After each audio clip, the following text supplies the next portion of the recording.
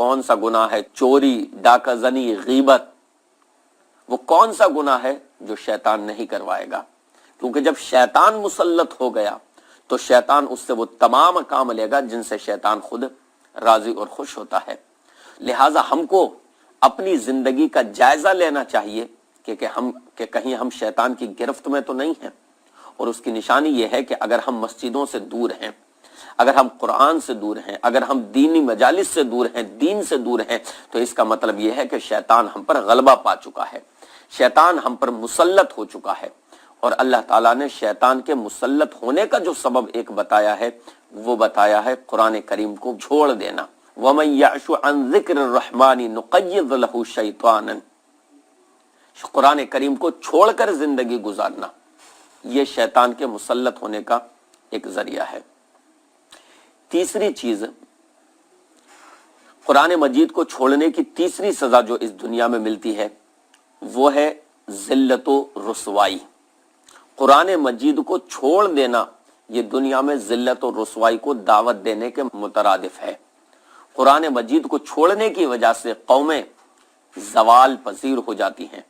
اللہ کے نبی علیہ الصلوۃ والسلام نے ارشاد فرمایا، ان اللہ یرفع بہذا الکتاب اقواما ویضع بہ الآخرین، کہ اللہ تعالیٰ اس کتاب کے ذریعے یعنی قرآن کے ذریعے کتنے لوگوں کو اللہ تعالیٰ سربلندی عطا فرماتا ہے اور کتنے لوگوں کو اس قرآن کی وجہ سے ذلت عطا فرماتا ہے، رسوائی عطا فرماتا ہے۔ جب قرآن کریم کو چھوڑ دیں گے ہم تو ذلت اور رسوائی ہمارا مقدر بن جائے گی۔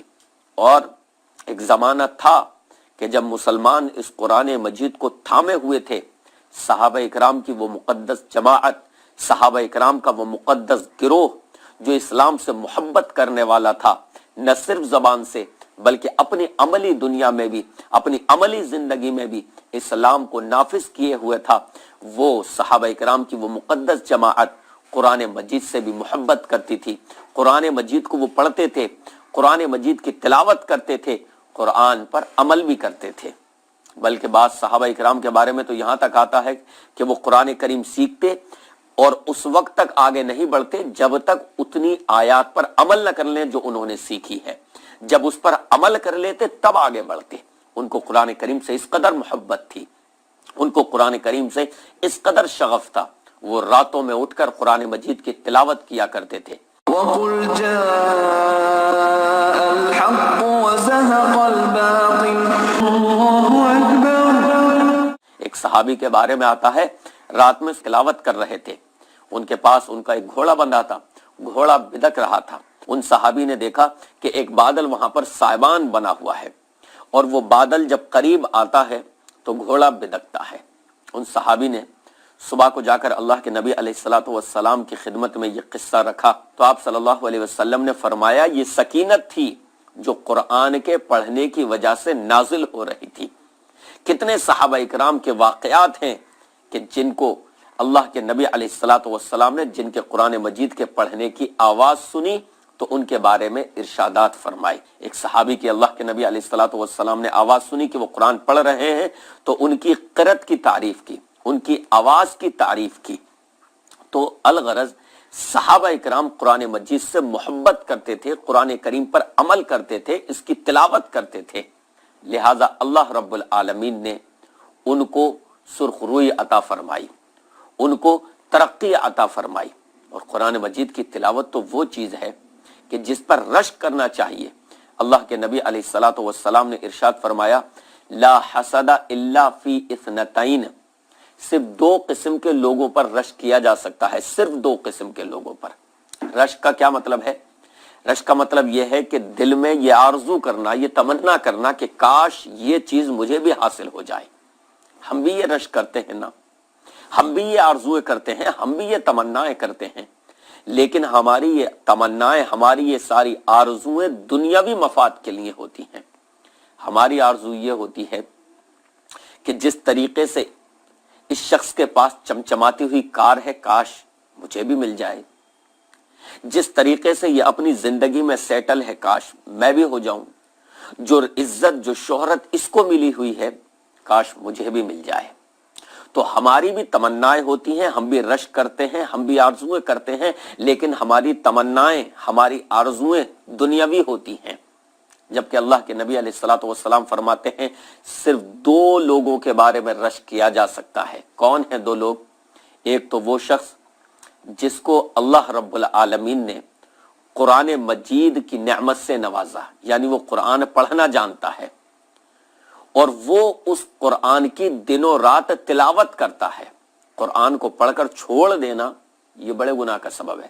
فرمایا پھر وہ اس کی تلاوت کرتا ہے، فَهُوَ يَتْلُو بِهِ آنَاءَ اللَّيْلِ وَآنَاءَ النَّهَارِ، دن میں بھی اس کی تلاوت کرتا ہے، رات میں بھی اس کی تلاوت کرتا ہے۔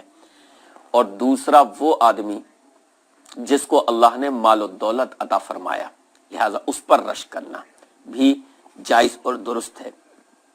جو آدمی دنوں رات قرآن مجید کی تلاوت کرتا ہے اس پر رشک کرنا کہ کاش مجھے بھی اللہ نے قرآن کا علم دیا ہوتا، کاش میں بھی قرآن کریم پڑھنا جانتا تو میں قرآن کریم پڑھتا، جیسے یہ قرآن کی تلاوت کرتا ہے رات و دن، اور جیسے یہ قرآن سے فضاؤں کو معطر کرتا ہے اور قرآن کی تلاوت کا مزہ لوٹتا ہے، اللہ کی رحمتوں کے مزے لوٹتا ہے، کاش مجھے بھی قرآن کا علم ہوتا تو میں بھی قرآن پڑھتا، میں بھی قرآن کی تلاوت کرتا۔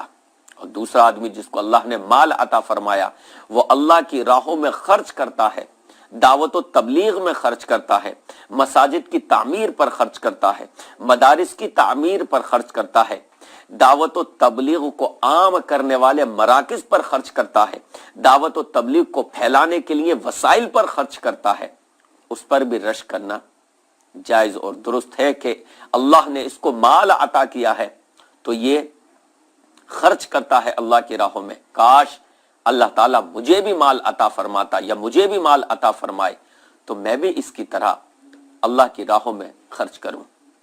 تو قرآن پڑھنے والے پر تو رشک کرنا آیا ہے، صحابہ کرام وہی شخصیات ہیں جن پر رشک کیا جائے۔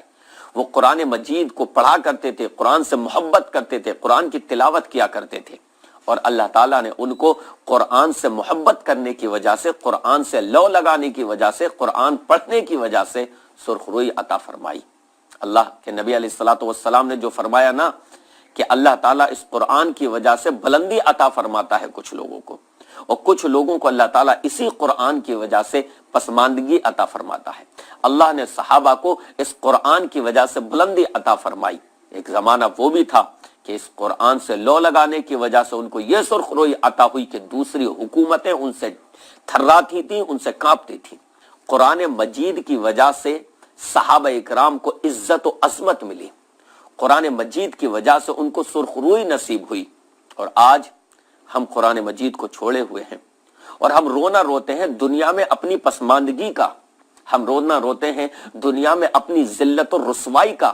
ہمیں اپنا جائزہ لینا چاہیے، اپنا محاسبہ کرنا چاہیے، کہیں ایسا تو نہیں کہ ہم پر یہ ذلت اور رسوائی جو طاری ہوئی ہے یہ قرآن مجید کو چھوڑنے کا نتیجہ ہو۔ کیونکہ حقیقت یہ ہے کہ مسلمان آج نام کے لیے تو مانتا ہے کہ میں قرآن کو ماننے والا ہوں، لیکن وہ قرآن کریم کو چھوڑے ہوئے ہے۔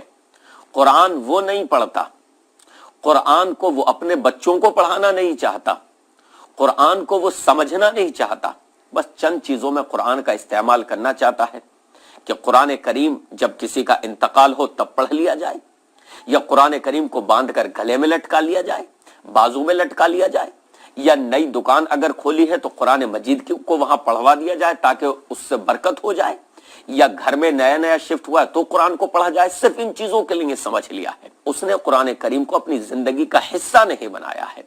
قرآن کریم کو عمل اور ثواب کی نیت سے نہیں پڑھتا، قرآن کریم کو رہنمائی کے لیے نہیں پڑھتا، لہٰذا آج ذلیل و خوار ہے مسلمان۔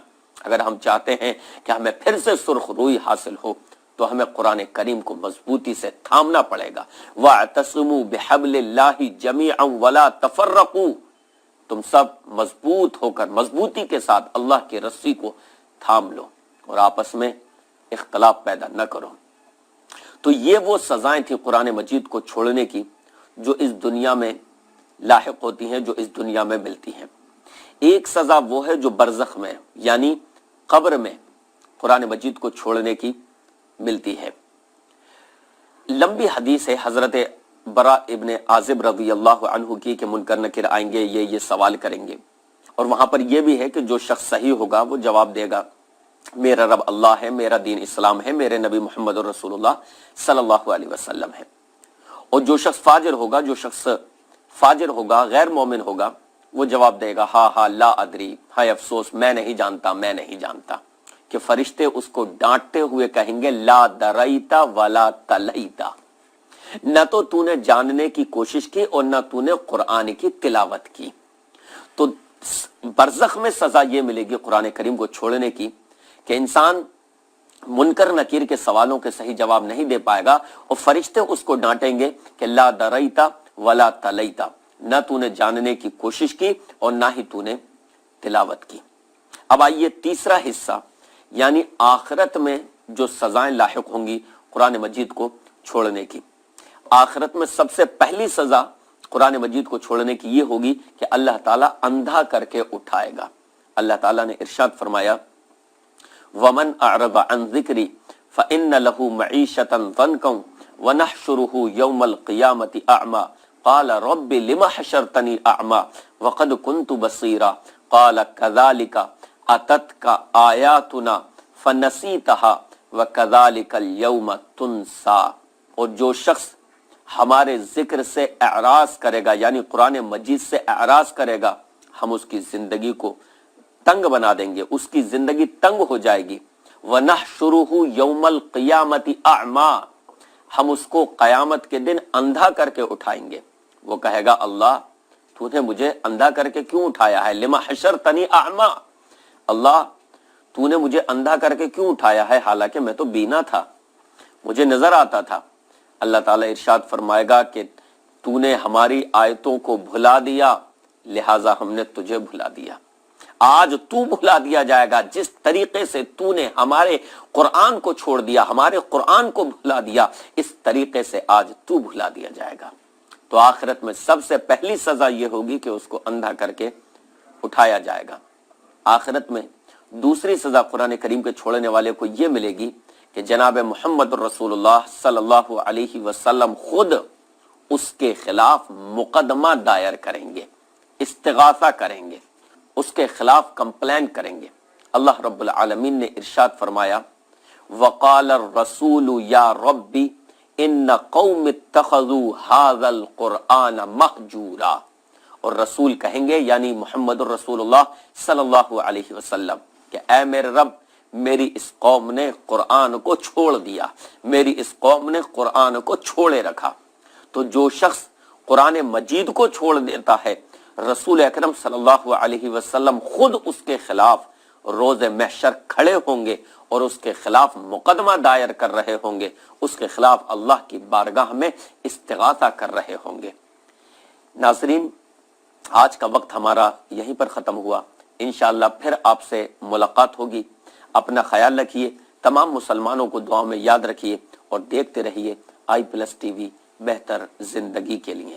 السلام علیکم ورحمۃ اللہ وبرکاتہ۔ ایک اثر انداز شخصیت وہ ہوتی ہے جو اللہ کو خوش کرتی ہے اور بندوں کو بھی